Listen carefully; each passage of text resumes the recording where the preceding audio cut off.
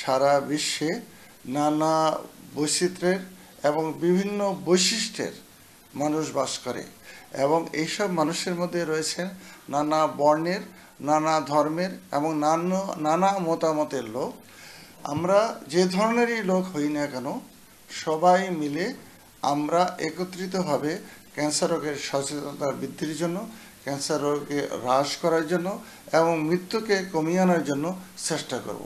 আমাদের এই বিশ্ব ক্যান্সার দিবসের মূল লক্ষ্য হলো আমরা যেন এই রোগ যাতে না বাড়ে, রোগ আমরা কমিয়ে আনতে পারি।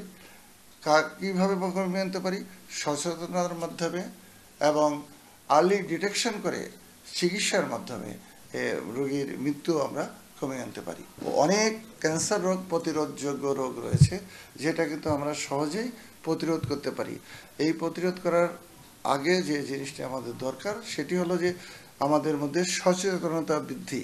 সাধারণ কয়েকটি জিনিসের জন্য এই ক্যান্সারটি হয়ে থাকে, যেমন সিগারেট স্মোকিং। সিগারেট স্মোকিং কিন্তু প্রায় অনেক ক্যান্সার করে থাকে, যেমন মুখ গহ্বরের ক্যান্সার, মুখ গহ্বরের একটু নিচেই ল্যারিংস বা ষড়যন্ত্রের ক্যান্সার, একটু যদি নিচে নামেন, আমি সহজভাবে বলতে চাই, ফুসফুস বা লাংস ক্যান্সার, আর একটু নিচে নামেন লিভার বা লিভার ক্যান্সার এবং প্যানক্রিয়াস ক্যান্সার, আর একটু নিচে নামেন কিডনি ক্যান্সার এবং ইউরিনারি ব্লাডার ক্যান্সার। এই এতগুলো ক্যান্সার এক সিগারেট স্মোকের জন্য হয়ে থাকে। সুতরাং যদি আমরা সিগারেট স্মোকিং থেকে বিরত থাকতে পারি, এসব ক্যান্সার হওয়ার সম্ভাবনা আমাদের মাঝে অনেকাংশে কমে যেতে পারে। এছাড়া জরায়ুমুখ ক্যান্সার, এটাও কিন্তু একটি প্রতিরোধযোগ্য ক্যান্সার।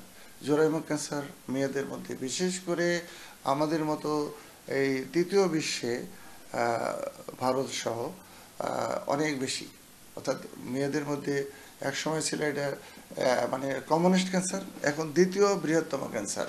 এই দ্বিতীয় বৃহত্তম ক্যান্সার কিন্তু থেকে আমরা মহিলাদের মুক্ত বিরত রাখতে পারি। কিভাবে? যেমন আর্লি ম্যারেজ, যদি অল্প বয়সে বিয়ে যায়, অল্প বয়সে বিয়ে খুবই গুরুত্বপূর্ণ।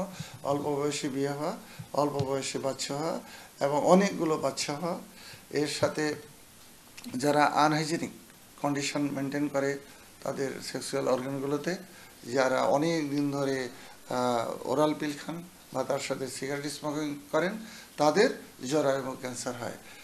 এই জরায়ুমুখ ক্যান্সার, এই জিনিসগুলো থেকে যদি আমরা বিরত থাকতে পারি, এগুলো কিন্তু বিরত থাকার মতোই জিনিস, এই বিরত থাকতে যদি আমরা পারি, এইসব ক্যান্সার থেকে আমরা মুক্ত থাকতে পারি।